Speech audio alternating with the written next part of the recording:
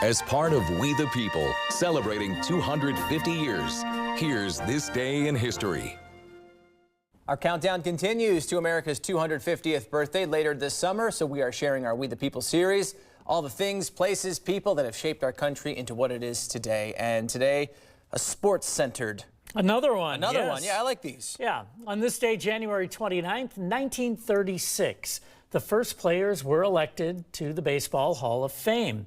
There were 51 players on the first ballot, but only 5 players received 75% of the vote, allowing them to become the first class of Hall of Famers. Among them were players Babe Ruth, Ty Cobb, Honus Wagner.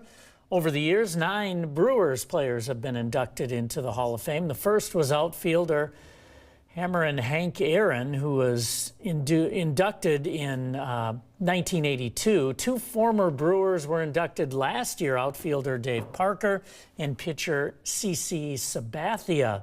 There were 2 players inducted this year. Neither played for the Brewers, Carlos Beltran and Andrew Jones. That's this day in history for January 29th.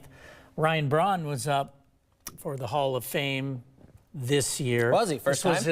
This was his last time chance. You have to get at least 5% of the vote to continue being on the ballot.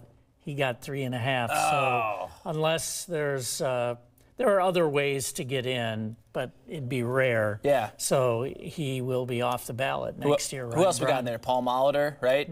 Fingers, sure Raleigh Fingers. Robin Yount. Robin Yount. Cool. All right, Yep. Charlie, thank you.